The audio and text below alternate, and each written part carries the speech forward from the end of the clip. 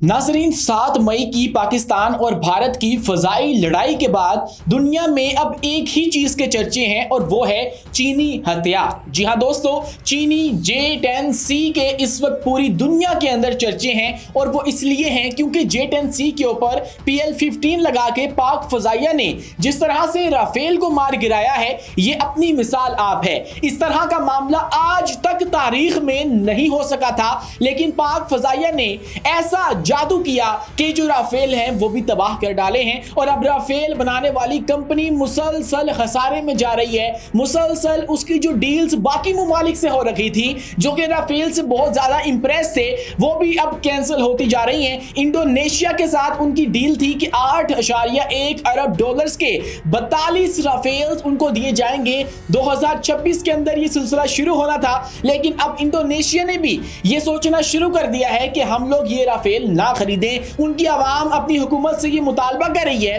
कि आप लोग क्या ये राफेल खरीदोगे जो कि जंग के अंदर हमारी हिफाजत नहीं कर सकते हैं, जो कि चीन के J-10C का मुकाबला नहीं कर सकते हैं, जो कि उसके मुकाबले का एक जहाज भी नहीं है। लेकिन बात आ जाती है जहाज चलाने वाले पे कि जहाज चला कौन रहा है, और उसके अंदर पाक फजाइया का जो नाम है, उसका जो मुकाबला है वो भारत किसी भी सूरत नहीं कर सकता है। तारीख गवाह है और अब एक बार फिर से पाक फजाइया ने इस बात को साबित कर दिया कि पाक फजाइया सा कोई भी इस वक्त मौजूद नहीं है इस खित्ते के अंदर। और अब जो इंडोनेशिया है उसने अपनी डील को दोबारा से रिव्यू करने के हवाले से सोचना शुरू कर दिया है और अब जो फ्रांसीसी कंपनी है उसको भारत की वजह से बदनामी उठाना पड़ रही है। उसको एक बहुत बड़ा धचका पहुंचा है भारत की जो नाअहलियत है उसकी वजह से, और भारत की जो इनकैपेबिलिटी है उसकी वजह से सिर्फ जो डिसाल्ट एविएशन है उसके स्टॉक्स के अंदर कमी आती जा रही है। दोस्तों, इसके अलावा अगर हम मजीद बात करें तो चीन, पाकिस्तान और बांग्लादेश की एक मुश्तरका एयर बेस जो है वो बनाने का फैसला कर लिया गया है, जो कि एक ऐसे मुकाम के ऊपर बनाई जाएगी जो भारत को 2 हिस्सों में तकसीम कर सकता है। जी हां दोस्तों, एक ऐसा फौजी अड्डा जो कि भारत को 2 लख्त कर सकेगा। वही सूरत हाल बन जाएगी भारत के लिए जो कि पाकिस्तान के लिए 1971 के अंदर बनाई गई थी और पाकिस्तान को 2 हिस्सों में तकसीम कर दिया गया था। अब हो सकता है कि पाकिस्तान उसका बदला ले और उसके लिए चीन ने पाकिस्तान और बांग्लादेश के साथ मिलकर यह कदम उठा दिया है। और अब सिलीगुड़ी कॉरिडोर, जिसको भारत की गर्दन कहा जाता है, जहां से भारत को दबोच लिया जाए तो भारत 2 हिस्सों में तकसीम हो जाएगा, भारत हिल नहीं पाएगा, वहां से पकड़ने का फैसला कर लिया गया है। यह कहां पे बनाई जा रही है और इससे कैसे पाकिस्तान को फायदा होगा, कैसे भारत जो है वो इससे हिलकर रह जाएगा, कौन कौन सी रियासतें इससे अलहदा हो सकती हैं, तमाम तफसीलात आपके सामने रखने वाले हैं इसी वीडियो के अंदर। तो दोस्तों, इसी के साथ एक और बहुत बड़ी अपडेट है और वो ये है कि चीन ने जो अरुणाचल प्रदेश है, भारत की एक रियासत है, उसके मजीद जो इलाके हैं उनको जो है वो डिक्लेयर कर दिया है कि ये हमारे इलाके हैं। और एक तरह से एक नया तनाज़ा जन्म ले चुका है चीन और भारत के माबैन। ये तनाज़ा क्या है,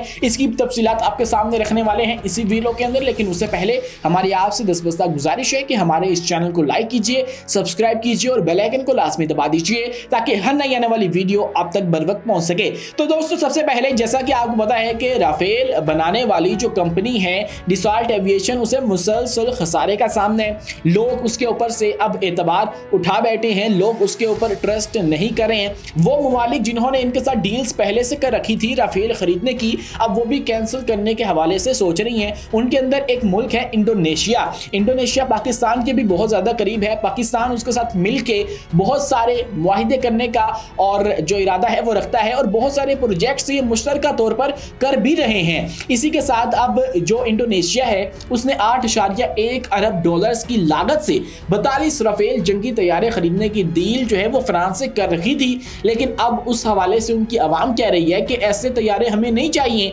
जो कि हमारी हिफाजत नहीं कर सकते हैं। वो अपनी हुकूमत से ये मुतालबा कर रहे हैं कि आप लोग इस डील को कैंसिल करें। लेकिन उनकी हुकूमत अपनी आवाम को ये समझाने की कोशिश कर रही है कि ये मसला जहाज़ों का नहीं है, ये मसला है जहाज चलाने वालों का, जहाज ऑपरेट करने वालों का।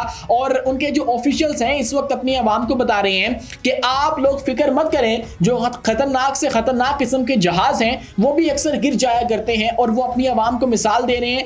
अमेरिकी साख्ता F-22 की कि वो भी जंग के अंदर गिर गया, F-18 की वो भी जंग के अंदर गिर गया और F-16 भी जंग के अंदर गिर गया। तो अब ये राफेल गिर गया है, तो इसके अंदर आप लोग ये मत समझें कि जो जहाज है उसके अंदर कोई कमी है। और बात भी ऐसे ही है, जहाज जो है वो माना हुआ जहाज है, उसको आजमाया हुआ है, बहुत जगह पे आजमाया हुआ है, लेकिन जब बात आती है कि ये पाक फजाइया के खिलाफ था और इसको चलाने वाले कौन लोग थे, तो तब ये मार खाता है और इसको चलाने वालों ने इसकी बेइज्जती करवाई है, इसको बदनाम करवाया है। और यही बात जो है वो इंडोनेशिया की हुकूमत अपनी आवाम को समझाने की कोशिश कर रही है। लेकिन हाँ, उन्होंने इस बारे में सोचना शुरू कर दिया है कि हम लोग इसको रिव्यू लाजमी करेंगे, ये डील जो हमने कर रखी है इसको हम लाजमी एक बार सोचेंगे कि वाकई हमें ये जहाज अब चाहिए भी कि नहीं, क्योंकि वही काम जो है वो J-10C के ऊपर PL-15 लगा के पाक फजाइया अगर कर रही है तो फिर राफेल का कोई तुक नहीं बनता, हम इतने महंगे जहाज क्यों खरीदें। और इसके बाद साथ ही हो सकता है कि अभी भारत, जिसने अभी रिसेंटली फ्रांस के साथ डील की थी और 26 नए राफेल खरीदने का मामला जो है इनके माबैन तय पा गया था, वो भी कैंसिल हो जाए। अब भारत भी शायद इस एतबार से सोचे कि अगर ये जहाज हमें पाकिस्तान से नहीं बचा सकते हैं, पाकिस्तान का मुकाबला नहीं कर सकते हैं, तो फिर हम इनको क्यों खरीदें। अब भारत के पास 36 के करीब जो राफेल हैं वो मौजूद हैं, लेकिन अब मजीद 26 की डील उन्होंने फ्रांस के साथ की थी, लेकिन अब हो सकता है कि वो भी उसको भी कैंसिल कर दें, क्योंकि इस वक्त जो राफेल है वो बुरी तरह से पिट चुका है। और चर्चा है तो एक ही चीज का है, और वो है चीनी जहाजों का, जो कि पाकिस्तान के साथ खड़े हुए हैं। और अब एक और जगह से तस्दीक हो चुकी है कि राफेल वाकई ही गिरे थे। कुछ लोग कमेंट सेक्शन में आके बारहा दफा ये बात पर बहस करना चाहते हैं कि आप मुझे पहले सबूत दिखाएं कि आखिर कहां पे जो राफेल तैयारे हैं उनको तबाह किया गया है। तो दोस्तों, बहुत जगहों पे जो राफेल की तबाही है उसकी तस्दीक हो चुकी है। आज दोबारा फ्रांस का एक खबरसां इदारा है France 24, उसने भी तस्दीक कर दी कि वाकई पाकिस्तान ने राफेल को गिराया है। इसके अलावा CNN इसकी तस्दीक जो है वो कर चुका है, रॉयटर्स जो है वो इस हवाले से बता चुका है, अमेरिका इस बात को मानता है कि वाकई राफेल गिरे हैं। उसके बाद पाकिस्तान ने ऑडियो जो है वो तक अवेलेबल कर दी हुई है और इनके अपने जो इनके एयर चीफ्स हैं वो इस बात को मानते हैं कि वाकई जो जंगी नुकसान है वो हमें हुआ है और फजाई तौर पर नुकसान हुआ है, लेकिन जाने और पायलट्स हमारे सेफ हैं। हाँ, हमारे जो राफेल हैं वो गिर चुके हैं, तबाह हो चुके हैं, ये बात ये खुद मानते हैं किसी ना किसी कैपेसिटी के अंदर।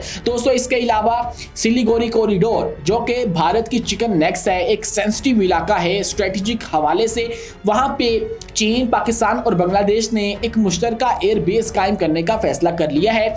और ये फौजी अड्डा जो है वो भारत को ऐसी पोजीशन में ले आकर खड़ा कर देगा कि जहां पे भारत की 7 रियासतें उससे अलग हो सकती हैं। अब ये जो सिलीगुड़ी कॉरिडोर है ये भारत की 7 शुमाली मशरकी रियासतों को बाकी मुल्क से जोड़ता है और ये पट्टी सिर्फ 21 से 22 किलोमीटर के करीब है और ये इंतहाई स्ट्रेटेजिक हवाले से इंपॉर्टेंट पट्टी है। लेकिन इसका मसला ये है कि एक तो ये 7 जो 7 सिस्टर स्टेट्स हैं उनको आपस में मिलाता है और भारत के साथ उनको कनेक्ट करता है, जिनके अंदर अरुणाचल प्रदेश है, असम है, मणिपुर है, मेघालय है, मिजोरम है, नागालैंड है और त्रिपुरा शामिल है। अगर चीन, पाकिस्तान और बांग्लादेश मिलकर सिलीगुड़ी कॉरिडोर ब्लॉक कर दें तो भारत को दिफाई और तिजारती तौर पर शदीद नुकसान पहुंच सकता है। भारत इन रियासतों तक जमीनी और फजाई रसाई खो देगा, क्योंकि एक तरफ इसके नेपाल है, दूसरी तरफ भूटान है। ये दोनों ममालिक वो हैं जिनके ऊपर चाइना का इन्फ्लुएंस है। चाइना अगर इनसे कुछ करवाना चाहेगा तो वो करवा सकता है। तीसरी तरफ चीन खुद है